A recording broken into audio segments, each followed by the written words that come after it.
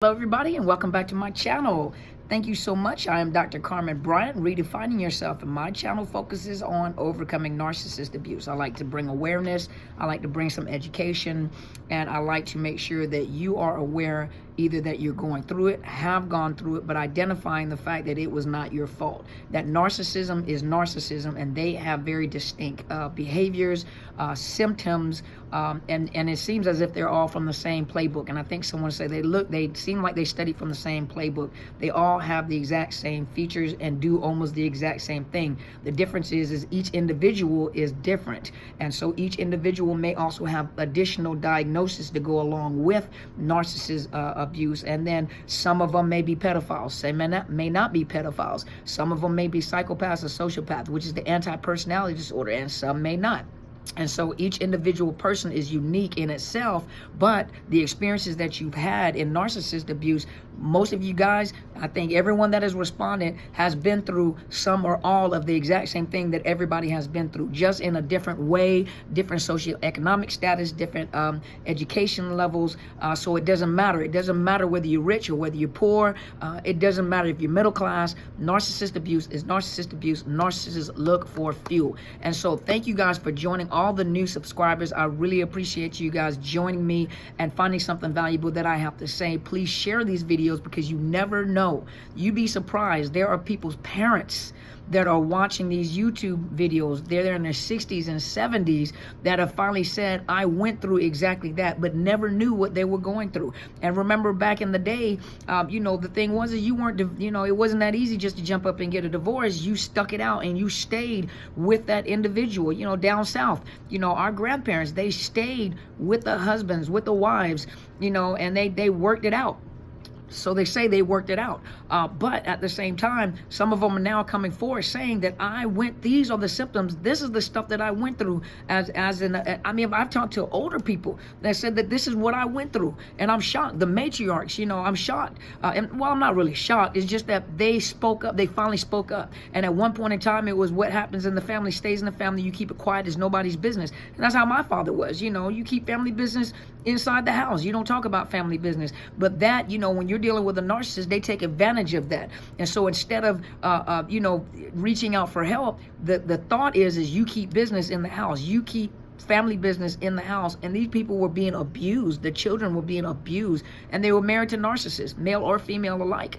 And now the older generation, some of them are identifying, and some of them are finally saying this is what happened to me. And within a church setting, with where, or in a religious setting where the what is it called, the religious teachings in different religious institutions, let the women know you're supposed to be quiet. You be quiet, don't you say anything. And so a lot of these women were quiet. A lot of these men, some of the men were being abused, and the men are not going to tell, in religious institutions, they weren't going to tell about what they were going through. But I have people that are on Facebook that are on, one of the bishops even said that he experienced it himself. And I'm so honored that he would share that, because most men are not going to share that. But to be, transparent, to say, I went through that, as a man, I went through that. And so it lets you know even people in positions of power have been through that. And so I am so appreciative, especially for the kings that are speaking up and saying, I've been through this as well. It gives us, especially as mental health professional, as women, it gives us, an insight to let us know that we're not alone. We didn't just go through this. Men are going through it as well. And they're giving us an idea of what it was like to go through with a female as well. And so thank you guys so much for joining me. Those of you that are new to the channel, if you have not subscribed, please go and subscribe to my YouTube channel. It's Dr. Carmen Bryant, Overcoming Narcissist Abuse. I do have a professional Facebook page, which is it's Psychological Health Consultants and Services. Thank you guys so much. Today, I wanted to talk about identifying narcissist abuse, and then even some of the, identifying narcissist abuse and some of your experience after this trauma. Some of the symptoms, the experiences of after the trauma. As I was coming on camera, I think Buzzing Bee asked me to speak about the vulnerabilities of a narcissist. And no disrespect when I say this, but that's almost oxymoron, because behind the mask of a narcissist is a person that is driven by shame, rejection. They're driven by shame, rejection, abandonment. So they're driven, so they are vulnerable people as it is, but you'll never know that because of this great facade. This personality disorder overtakes the reality of what they really are behind that mask. The other thing too is, for those of you that have emailed me, I had a little queen, a young queen, email me and ask me to prove to her that she is in a narcissistic relationship. She wanted me to prove to her. I'm not here to prove anything to you. I'm here to show you the signs and symptoms, and it's up to you to make sure that you take this information and apply it. If you're still struggling and believing whether or not you're with a narcissist, you might be with a narcissist. And so these videos, you got to watch the videos. Sometimes you're asking questions that I've already answered, but the thing is that a lot of times people ask questions because they want to hear what they want to hear to soothe them. And I get it. When you're hurting that bad and you've come out of a relationship with a narcissist, and the reality sets in, the pain sets in, the denial sets in, like, I cannot believe this because he or she was kind when they did this, when they did this, when they did this, when they did. You remember, that's love bombing. When they're love bombing, they show you this illusion of themselves and how wonderful they are. And so when you're love bombing and trauma bonding, to be trauma bonded to someone is, first of all, the love bombing phase is almost like taking a drug. And so it's a good feeling of euphoria, and it feels good. When it dawns on you that this person may be a narcissist and you're watching these videos or other videos, the struggle becomes, I just can't believe that this person is a narcissist. I can't believe that this person thinks like that. You're not arguing with the people that are making the videos. You're really arguing with yourself. It's called cognitive dissonance. But you're arguing with your own self because you know the truth. You want somebody to talk you out of your own truth. You want to hear what you want to hear to make you feel better. And I get that, but that's not going to help you in the long run. To tell you something just to tickle your ear, to tell you something just to try to make you feel better for the moment, is just like taking a drug to cover the pain. Some of the pain you have to go through. The pain, anytime you have surgery, there's a pain of recovery that goes along with that. But 9 times out of 10, hopefully, that whatever, the surgery was intended for, it may hurt more than the original pain, but the process that you're going through is the process of recovery, and that can be very painful for most people. You break a bone and they reset it. Who wants to have a bone rebroken and reset, And so another thing, and this is all a part of identifying narcissist abuse. Another term that people use, which really, I do not like it. There are some professionals, professionals that use this term, that everybody has a healthy level of narcissism in them. That is oxymoron. That's like saying, well, I have healthy cancer. It doesn't make any sense. To me, if you say narcissism, that is not normal and healthy. I don't care what anybody says. To have narcissistic personality disorder or to have narcissism, that is not healthy. That is dysfunctional. So to put those two in a sentence together, everybody has, or children have, a healthy level of narcissism. No, they're discovering themselves. Everybody has to deal with pride and vanity and humility from time to time, and we have to catch this. But to say healthy narcissism is like to say I have healthy cancer. That doesn't make any sense, and those two shouldn't even be in the sentence together. So you believe what you want to believe, but I can't accept that I have a healthy level of narcissism in me. That just doesn't work. You may have narcissistic traits, but they're identified because they look very much like narcissism, especially if you've been attached to a narcissist for a while. You have picked up on their ways. So to say healthy narcissism, it really just makes my skin crawl. I hate that term. And there are some people that were professionals that were on and said the exact same thing. It doesn't make any sense to put those two in the same sentence. And so to identify, first of all, also, to continue on with identifying narcissist abuse and identifying narcissism abuse, also, not everybody that is abusive and toxic is an NPD. All of them do not qualify for the diagnosis of narcissistic personality disorder, or NPD. Out of the 9 traits, you have 5, and the worst ones usually have 9. And so everybody is not a narcissist. And you remember I did a video on bipolar and narcissism. And so remember, in the manic stage of a manic or hypomanic stage, of bipolar, when they're euphoric and they're in that manic episode, they display many symptoms of narcissism. So if you catch them in that manic episode, you can confuse a person with bipolar disorder as a narcissist. But remember, there's a time limit that they come back down, level back out, and then go back into like major depression. And so that changes. A narcissist never changes. They're always, in narcissist mode. Another thing, borderline personality. Borderline personality looks very similar to bipolar disorder. The difference between bipolar disorder and borderline personality is borderline personality, the mood shifts are constant. There's no in other words, with bipolar, you may have 3 to 4 days where you're in a manic episode, and then 2 weeks where you are in major depression, and you might level out, and then you may go back up, go back down. So there's distinct times. When we diagnose, we look for those distinct times: 3 to 4 days, 2 weeks or more.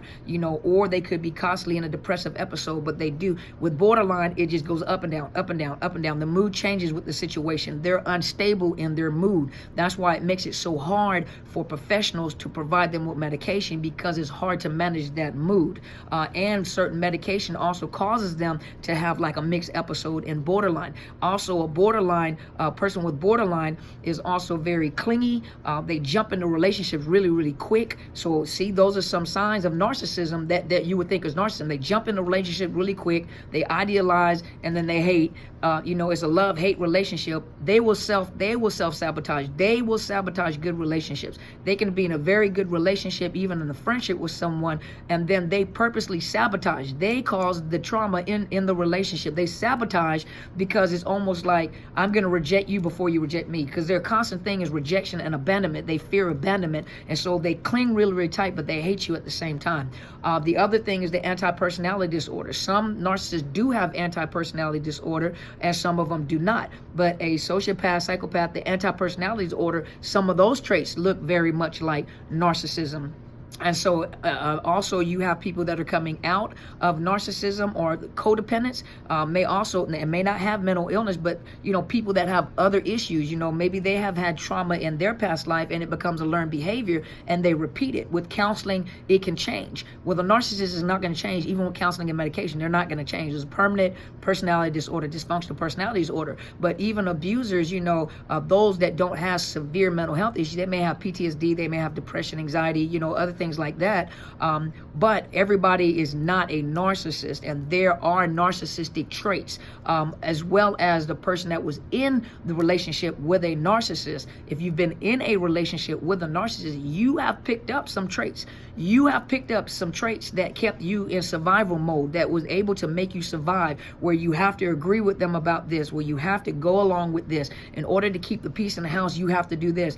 Even the way you notice, sometimes people notice that, man, every time they lie or they do something, they always get away with it. So you'll pick up on some habits like where it works for them, or they convince you. So you'll pick up on some thoughts, some habits, even the way that you talk. You may be some people coming out or in there start to sound like the narcissist as well. So you could be mistaken as a person that has narcissistic personality disorder. Some people that have autism also have narcissism, or some people with autism, because you're still dealing with empathy, some people with autism lack empathy. So you can mistake them as being narcissists. So there are traits versus the actual diagnosis for narcissism. And so remember, if you've been in a narcissistic relationship, you're still dealing with domestic violence. You're still dealing with the power and control wheel. It's just that individual happens to have narcissistic personality disorder, but you're still dealing with domestic violence. It's just a very insidious, terrible way to abuse a human being when your only focus is getting something from them. You need fuel from that individual whatever way you can, and it doesn't matter whether you hurt them or not. It doesn't matter that the narcissist is focused on what they want. They could care less about your feelings. They'll if you're a good source of supply, if you got money, if you got prestige, whatever, something. If you're a good source of supply to that individual, a homemaker, or you whatever, and make them look good or whatever, especially somatic, then they'll keep you around around a little bit. But remember, it's that trauma bonding. You know, they want something, you don't give it to it. They terrorize you. They abuse you. And when you give in, then they love you. And so it's almost like you're back and forth in torment. You know, I'm going to choke you until you can barely breathe. And when you're on the verge of passing out, I'll bring you back. That's exactly what they do. Remember, you're going to deal with emotional, mental, physical, financial, spiritual, or sexual abuse. And some of them, the verbal abuse, you already know, the belittling, the bullying, the accusations, blaming, shaming, demanding, ordering, threatening, criticizing, sarcasm. Oh, let me tell you, it's from Psychology Today. It's written by Darlene Lancer. She is a JD, so JD, law degree, and LMFT, licensed marriage and family therapist. And once again, her name is Darlene Lancer, and this is Psychology Today, and the title is How to Spot Narcissist Abuse. And so remember the narcissist, you know, the verbal abuse, so interrupting, blocking you from coming in and out of the door. And I did a video on this as well, name calling. Let's see, they occasionally make demands, use sarcasm, interrupt, oppose, criticize, blame, or block you. Consider the malice. This is malice behavior. And let's see, manipulation. You know, they manipulate. They're great manipulators. And so manipulation is indirect influence on someone to behave in a way that furthers the goals of the manipulator. Often is expressed in covert aggression. Think of wolf in sheep clothing on the surface. The words seem harmless, even complimentary, but underneath you feel demeaned or sense of hostile intent. So they'll say stuff even in a joking way, and you're laughing, but like it's almost like, wait a minute, you know, are they talking about me? Or you know, it's a joke and we're laughing, but it's almost like you got low blows, you know, so you can almost like that was funny, but it was kind of at the expense of me, you know. And so, and they're like, girl, or dude, you know, I was just joking. You don't know how to loosen up. And no, they're demeaning you. They're devaluing you. Listen to what they're saying. It sounds complimentary, but it's not. Let's see. So if you've experienced manipulation growing up, you may not recognize it as such. So if you come up in a family that's very demeaning and manipulative, you won't recognize it in other people because that's your norm. You won't recognize it. So you won't recognize it in a narcissist because that has been your norm. It is normal to be manipulated by your parents. So when you get into a relationship, you don't even recognize that you're being manipulated. So it's good, parents, to teach your children that when they say no, you know, teach them about manipulation. Teach them it's not right when somebody wants something, or when people do this, or people teach them, okay? Emotional blackmail, which includes threats, anger, warnings. You know, they're warning you, you know, all right, this is your last time, or, you know, I can always leave you and let you be a single parent, or, you know, all right, you know, because if I leave this relationship, you won't have nothing, a car, a house, nothing, you know. Intimidation, punishment, you know, they'll punish you. And think about it, as an adult, how do you punish an adult? You know, that doesn't make any sense. You're too old to be punished. Why are you being punished? That's a form of manipulation. It provokes doubt in you. So you feel fear, obligation, and or guilt, sometimes referred as fog. And so you feel obligated, fear, obligation, and guilt. So you're fearful because really it's almost like you're anxious because you don't want to get into this argument, or you don't know what they're going to do. Then you feel obligated to comply, and then you feel guilty, either guilty for not complying or guilty for complying. Gaslighting, remember we talked about that. So it's intentionally making you mistrust your perception of reality or believe that you're mentally incompetent. So some of you guys feel crazy because they made you feel crazy. It's that crazy making. Competition, remember we talked about the competition. They're always trying to compete and are always one-upping you, you know. So they always want to be on top through unethical means, cheating in a game, anything that they can possibly do. If you're going to get a degree, they're going to get 100 degrees. You know, if you're going to be a doctor, they're going to be a super doctor. I've never heard of that before. I don't think there's anything beyond that terminal degree. Doctor is like the last degree you can get, but you get a doctorate, they're going to get like 80 doctorate. You go to a particular school, they're going to try to go to that school, and they're going to outdo you. Negative contrasting, unnecessarily making comparisons to negative contrast you with the narcissist or other people. Sabotage, disruptive interference with your endeavors or relationship for the purpose of revenge or personal advantage. So they'll do things like try to sabotage relationship, and especially like by triangulating, but they'll try to sabotage your relationship, especially good relationship. They'll try to sabotage those relationships because they like you and you like them. Exploitation and objectification, using or taking advantage of you for personal ends without regard to your feelings or needs. And remember, you are an object, you are a source of supply, you are an utensil, you are a vehicle to get them fuel. You are objectified. You're not, they don't see you as a person. You talk a lot, or you may talk and you may breathe and all that, but at the end of the day, you are an object. You are something to be used to get their needs met or to get something that they need. They lie. Most of them are compulsive liars. They lie about everything. Remember, we did a video on that, about the lying. Remember the contact lens scenario? They lie about anything. And it's almost horrible to look at them like, you lie about anything. Names, anything.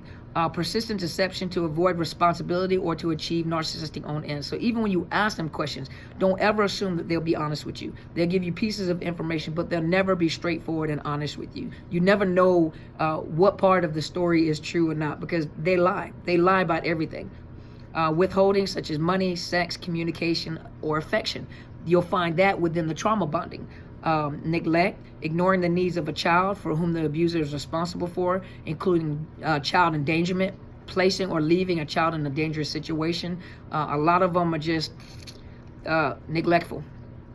Privacy invasion, ignoring your boundaries by looking through your things, phone, mail, denying your physical privacy, or stalking or following you, ignoring privacy you've requested. Especially like with kids, you know, they feel like that's their property. There is no such thing as privacy in here. So if I want to come in your room while you're dressing, or in the shower, use the bathroom, or anything that you're doing, I should be able to do that. You know, no sense of privacy. They take your phone and look through your phone just because. They look at your text just because, you know, but that's your privacy. If you want to share that, you can share that with them, but they don't have the right to just impose themselves in your boundaries. You set boundaries and they push you, you know, I don't eat fish. Well, just try it anyway, okay?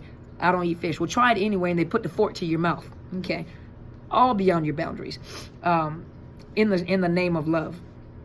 Character assassination or slander. So remember the smear campaigning, spreading malicious gossip, lies about you or other people. Especially if you're fond of someone, they'll try to just totally assassinate their character. Or when people are fond of you, they'll totally try to smear campaign or assassinate your character. Especially if it gets to the point where you're about to discard, they feel a discard coming. They have to make sure, especially when they're dealing with family and friends, you know, their entourage, their flying monkeys, they have to make sure they keep themselves at a certain level, because you can expose what they're really like. And so they work very, very diligently to tear up and assassinate your name and your what's the word I'm looking for? Your character. You know, they want to make sure that people are looking at you and not at them, that you're the cause of all the problems and this is what you're like. 9 times out of 10, they project themselves onto you. So they're telling people about you and they're really talking about themselves, but the people don't know. So a lot of things that they're saying, you know, he or she lies, she docks paperwork, she does this illegal, or he does this and he does this. A lot of times they're telling on themselves. They're telling people about themselves, but they're putting you in place of themselves. Because they know what they're doing. And so they know that you may have, I'm not saying we're perfect, but they know that you may be an honest person, you work ethic, you're honest, you know, and people trust you, but they'll take what they do, because most of them are compulsive liars, and they'll switch it around and say, yeah, you think that he or she is like that, but this is what they're really like, and they're talking about themselves. Financial abuse, we've talked about that as well. Isolation, we talked about that in one of the videos, you know, how they isolate you from your friends and family. They don't want you to connect with someone that can tell you the truth. Even in these videos, most of them, they find out that you're watching these, they're not going to be too pleased about it. Okay, and they'll try to cut you off or discredit the people that are on YouTube or any other channels that is teaching you about what they're doing, because they can identify everything that we say. They can identify. They know that that's them. They know everything, even in detail. There are some that get on here and think that you're specifically talking about them, when all of them have the same characteristics. And then sometimes you guys get up there and talk about specific ones. They all have the same characteristics, and so they don't want you to tune into something like this to find out the truth, that this is a game. They know that they're playing a game. And I told you, there was a narcissist that told his wife, I know exactly what I'm doing. I know I lie to people. I know I cheat. I know I hustle all the time. Yeah, I'm always trying to get over. I'm always going to try to get over. That's just how I am. And I can't change. And, they're in lying. I can't stop from lying. They'll say stuff like this. They know what they're doing. And so let's look. So the next one, so we went through that. So these are some of the signs of the narcissist, of narcissist abuse. Now, some of the symptoms that you may experience and what you may feel is, coming or being in the relationship or coming out of the relationship. Some of the things that you guys may be struggling with is, let's talk about dissociation. Dissociation is a survival mechanism when the trauma or when the trauma, and this is on Site Central, and this is by Shahida Arabi. Remember, one of our famous, one of our best-selling authors, one that we like a lot, is Shahida Arabi, and this is recovering from a narcissist. And so she talks about some signs that you were a victim of narcissist abuse, or for some of us, is not victim of narcissist abuse, it's survivors of narcissist abuse. You survived it and you're still here. But disassociation is a survival mechanism, and people that have been either in a traumatic relationship, what happens is their mind, emotionally and physically, you may begin to dissociate. You cut yourself off and create a world for yourself. And kids do that. And this is a lot of times where you find people that have dissociative disorder or multiple personalities. They have been so traumatized that their mind split. And what has happened is there became distinct personalities for the purpose of surviving in the mind, to purpose of surviving. And each one of those distinctive personalities serve a purpose in helping that individual survive every day. Each one of them is a representative to protect that individual. But for those that have been traumatized, it doesn't mean that it'll be that serious, but you'll dissociate, meaning that you'll detach yourself from your environment and experience disruption in your memory, perception, consciousness, and sense of self. Let's look. Dr. Van der Kolk, which I did my certification under, in his book, The Body Keeps Score, I told you guys to go get that book. Dissociation is the essence of trauma. The overwhelming experience is split off and fragmented so that the emotions, sounds, images, thoughts, physical sensations take on a life of their own. Now that dissociation can lead to emotional numbing in the face of horrific circumstances. Mind-numbing activities, obsessions, addictions, and repression may become a part of life because you have given they give you an escape from your current reality. The brain finds ways to emotionally block out the impact of your pain so you do not have to deal with the full terror of your circumstances. And to be in a relationship with a narcissist is terrorizing. And so you will dissociate in order to help you survive. Some people have lived in relationship like this for years and they're on survival mode and dissociated. Their only focus is work, school, home, work, school, home, but it's almost like they're totally dissociated. When they look back, it's like all those years have been wasted and I can't remember a lot of those years. I've totally dissociated myself. And so this is the experience that some people have. They have gaps, they have lapse of memory in certain areas because the trauma was so bad that they just dissociated and created a world of their own, but an escape place in their head. Let's see.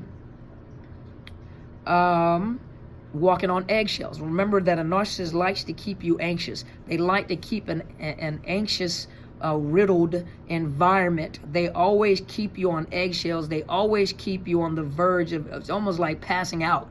The common symptom of trauma is avoiding anything that represents reliving the trauma, whether it's people, places, or activities that pose a threat. That's also part of post-traumatic stress, whether it be your friend, partner, family. Okay, let's look.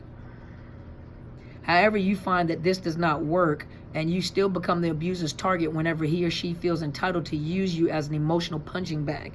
You become perpetually anxious about provoking your abuser in any way and may avoid confrontation or setting boundaries as a result. So to keep yourself safe and to keep yourself from having to, the narcissist blows into a full-fledged rage in a house and terrorizes everyone in there, you become very compliant. You let your boundaries get crossed over. You just comply. That trauma bonding. You just comply.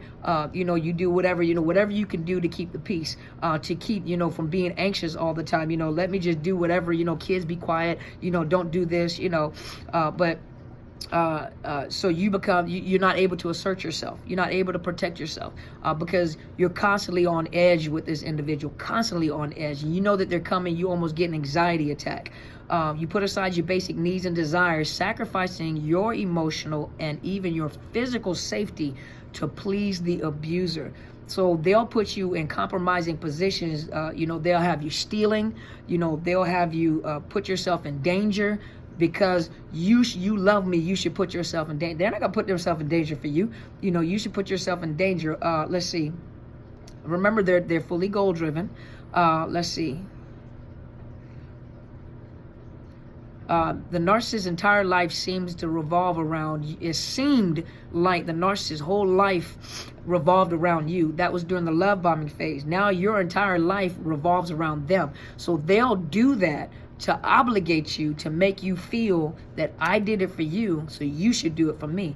The trick is like the bait, the hook, line, and sinker. The bait behind that is some of them are in debt, some of whatever, but what they love bomb you, and in the love bombing, they'll buy you expensive gifts. They'll do this, they'll do this, they'll do this, knowing that they can't afford it.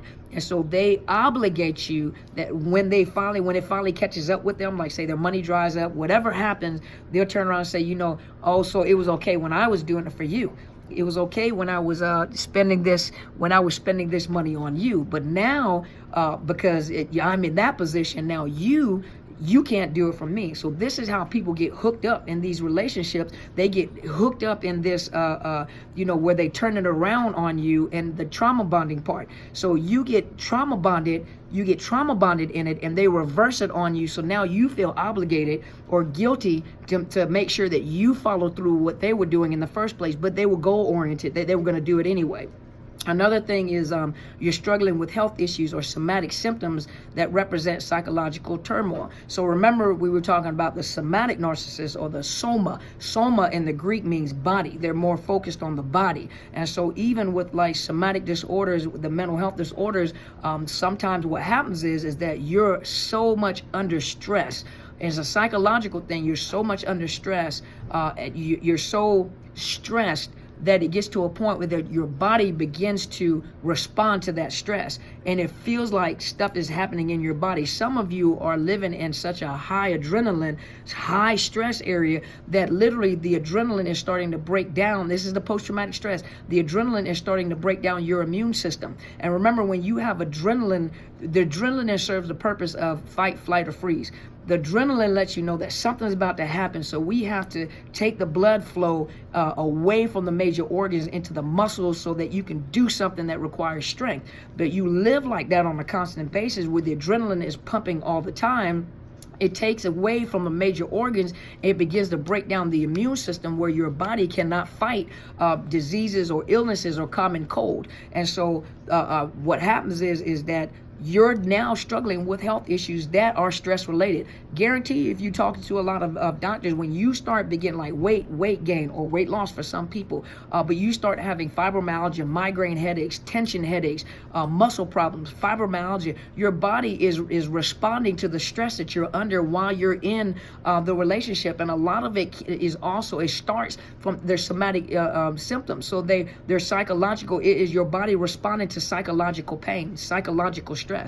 Let's see, you develop a pervasive sense of mistrust. And so remember, they've already practiced making sure that you don't trust anybody but them. And so now it becomes hard to trust people, number one, because you've also been isolated. You haven't been around people. And anytime someone tries to tell you about this individual, what ends up happening is that they downplay or they shoot down very professional thoughts, or even people that are trying to help you. They've already shot down the truth because they don't want you to believe the truth. They want you to believe them. So they've already isolated you where you only believe or listen to anything that they have to say. And so now you don't trust people, especially when you're coming out. It's hard for you to make friends now because you have a mistrust, because they've taught you how to mistrust, because they've isolated you. They have trauma bonded you. They have manipulated you.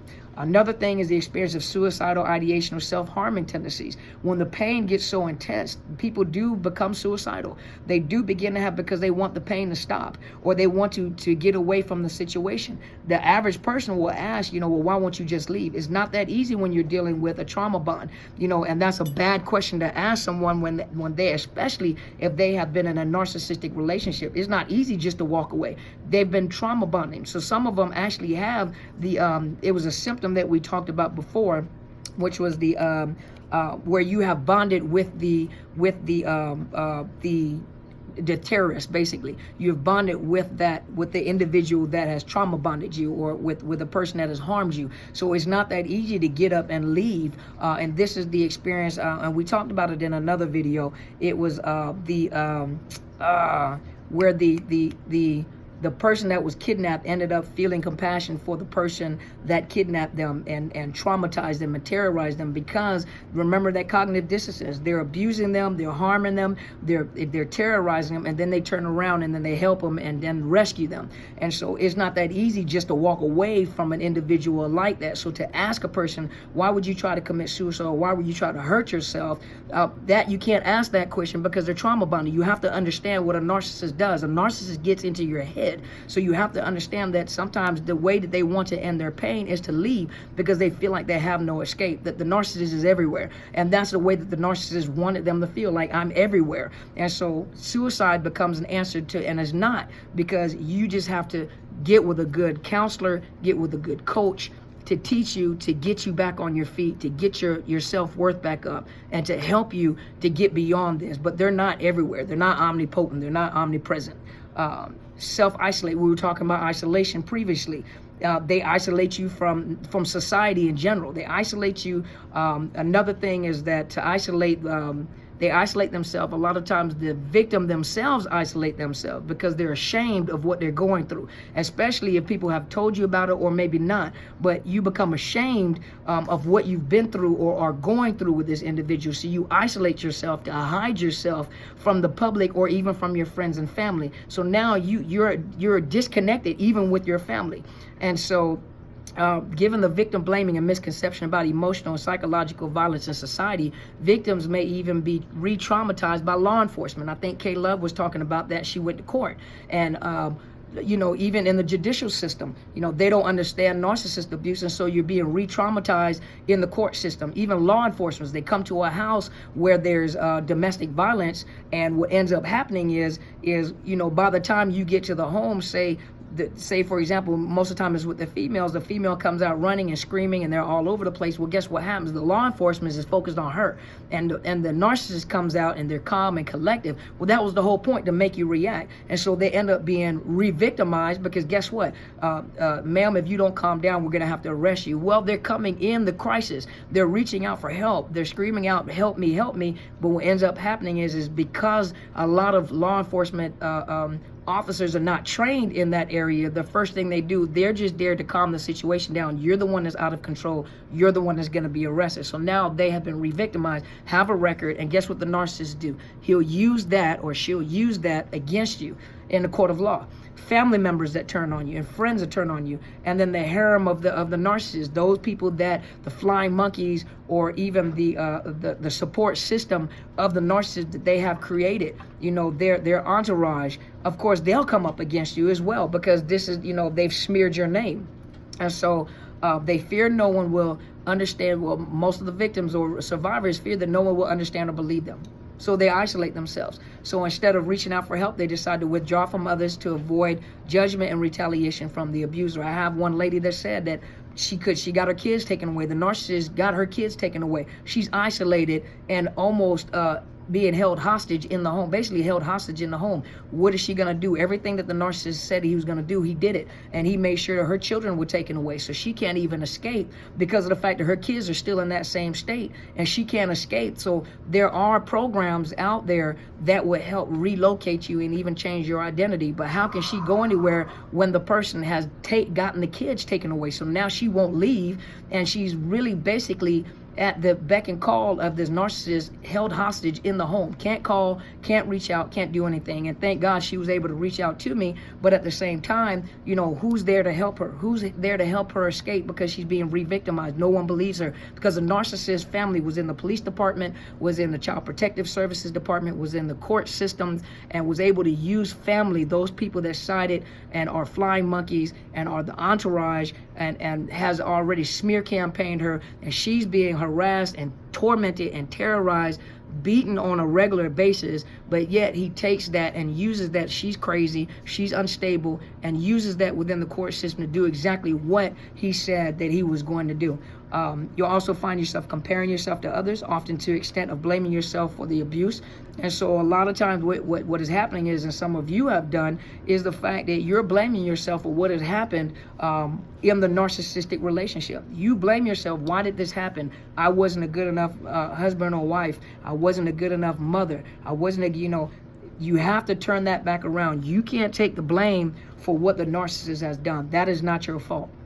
That is not your fault. You are not to blame. You have to put the responsibility and accountability back in the narcissist's lap. You are not to blame for the abuse. Abuse is never your fault. I don't care what has happened. Now, you start the abuse and then you get hit back. There's a different story. But the fact is that you're not at fault at the abuse that has happened to you.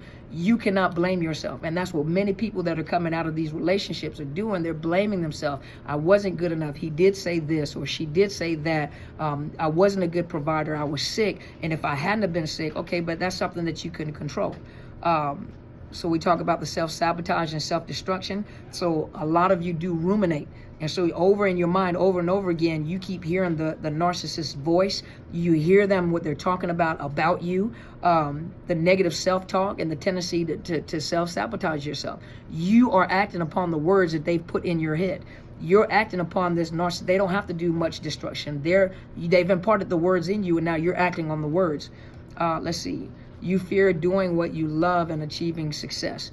They've taken away your ideas. They've told you that you're going to be unsuccessful. You can't open up a business. You're too dumb to do this. You're too dumb to do that. What were you doing before you met that narcissist? Some of you guys were on a what's the word I'm looking for? Some of you guys were on the way to success. When you met this narcissist, everything that you wanted to do, everything that you thought of doing, they tore it down. So now you are left thinking, but I'm not going to be successful. Well, who said that to you?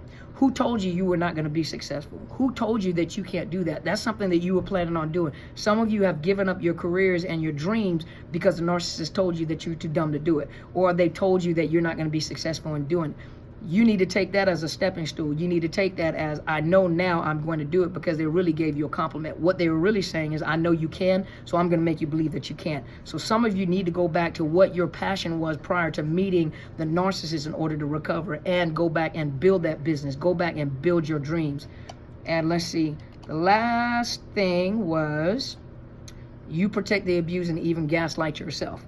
So rationalizing, some of you guys are rationalizing the abuse. You going back and forth between, I know what happened, but at the same time, the person is a good person. And then you minimize and deny the abuse, which is also a survival mechanism.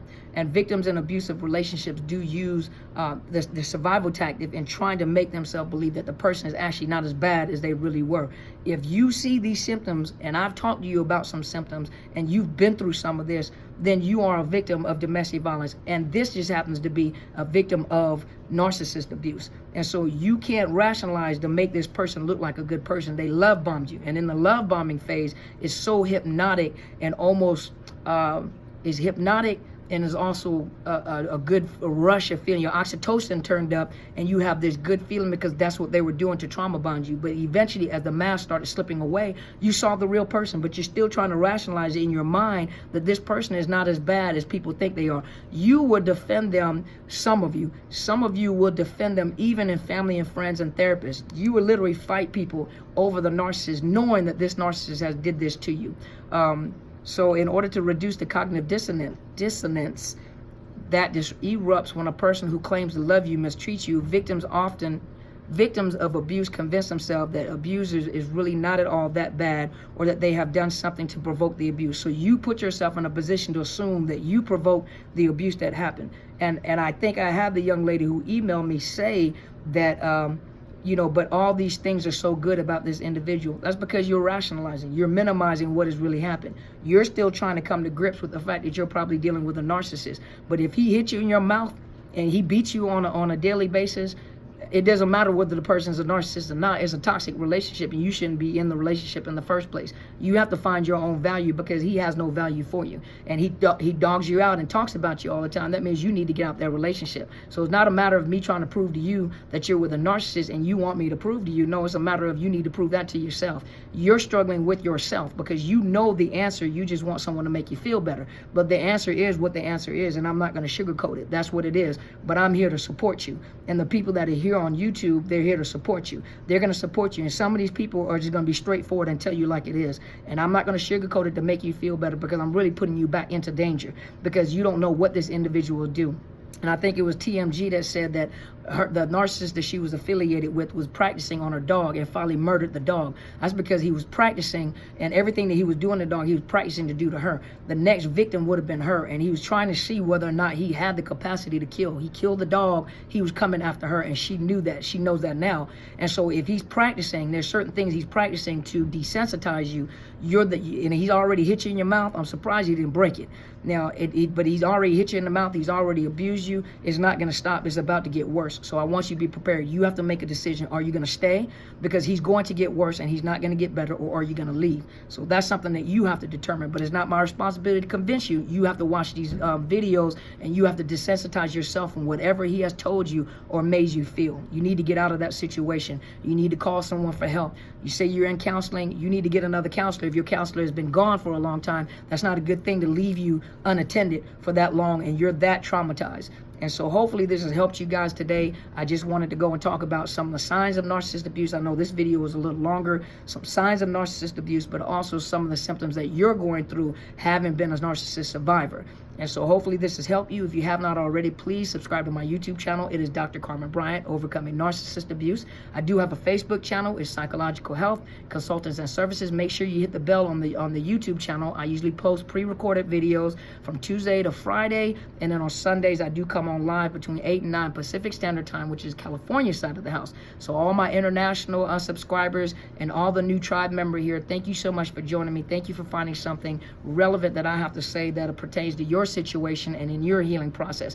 Please, comment on the video. Let me know what you think. You can email me, Dr. Carmen Bryant, it's DrCarmenBryant @outlook.com. You're welcome to share your stories. Sometimes I can't get back to all of you at the same time because there's a lot of emails and a lot of comments. I do have coaching services available, so if you are interested in coaching services, please email me. I will send you some information and we can work together. I want you to stay tuned. Probably in May timeframe, the book is going to come out, and the book is going to give you it's going to be our story. It's going to give you some ideas of what narcissist abuse looks like. It is from a Christian perspective. However, I do put my clinical perspective in there, and I give you encouragement from a Christian perspective. However, the stories in there are the stories in there. This is what narcissist is. These are some stories to give you an example, to watch this play out so you can see what it looks like, and then I do provide you with some encouragement. I do have a second book coming out. I'm working on that at this particular time, so you guys stay tuned. I'll announce it to you. Hopefully by May, the book should be out. Maybe hopefully they'll expedite it, and I also want you guys to stay tuned because I will be starting webinars, paid webinars, where you are welcome to pay for and provide you with more education and more support to help you through this process. Thank you guys for tuning in, and as my friend always says, go and be great.